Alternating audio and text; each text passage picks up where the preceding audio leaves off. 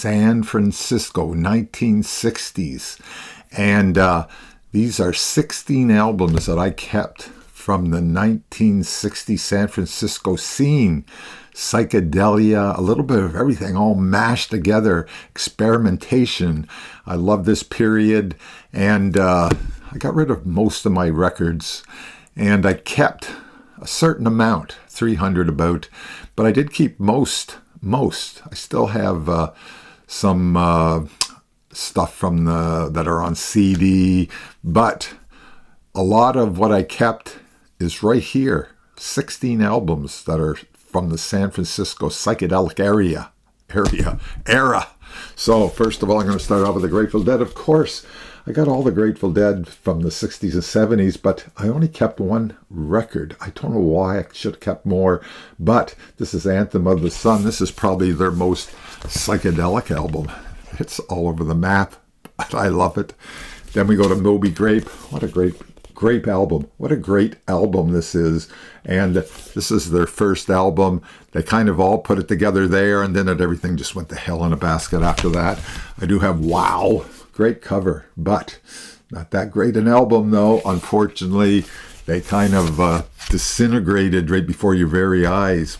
A lot of drugs involved around that time period, of course. Is that any different now? I don't know. And then I got Big Brother's first album on CD, but I definitely had to keep this one. This has R. Crumb. He didn't even like these kind of music, but he did the cover for this. What a great cover. Cheap Thrills, Big Brother and the Holding Company, featuring Janis Joplin, of course.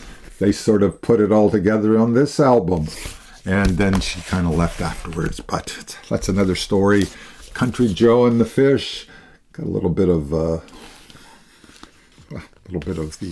when they had the experimental backgrounds with the psychedelic scenes going on, all the flashes and all that kind of stuff, the real trippy kind of stuff. Obviously, Country Joe and the Fish, and another Country Joe. Two good albums they had, and after that, there wasn't much after that, I don't think. A couple albums maybe, but this is their good period. The two albums that I kept, because I think I had one other one, but it wasn't very good.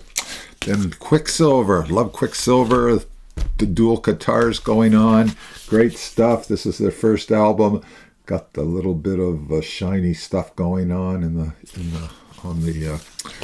I love the font on this. It's totally made up. Great. It's just hard to read, but it just looks real great. They did that on the posters and stuff too. Then we have Happy Trails, partially live mixed with studio and a bunch of stuff. But who do you love? What do you love? Whatever you love, I don't care. It doesn't really matter.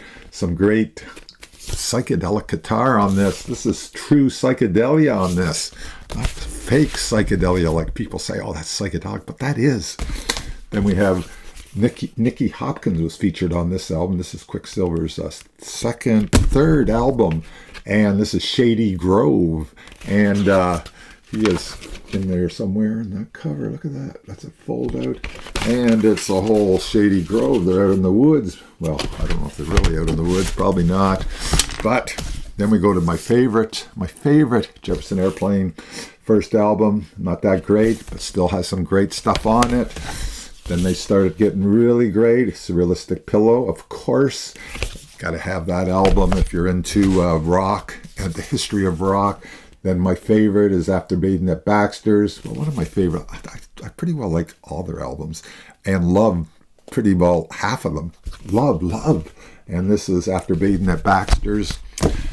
And then Crown of Creation, another great album, one of my favorites of all time. And Volunteer, 1969, and another one, and you can open that up, and that's a peanut butter and jelly sandwich. In Canada, we call it peanut butter and jam. Looks more like jelly on there, but it doesn't really matter. There it is. Oh, gotta love it. Great album. And last, this is a live album. Bless His Pointed Little Head, one of the best album covers. I love that album cover. That says it all. In some weird way, that says it all on the album, Bless His Pointed Little Head.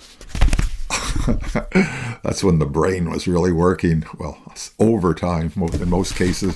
And I'm going to end it off with Another band that I guess they went on for a long time, but I only know them for one album. That is Blue Cheer. So we'll just add that as a footnote. Blue Cheer Trio, Thunder, Blue Cheer, and that's it. San Francisco, 1960s. So long.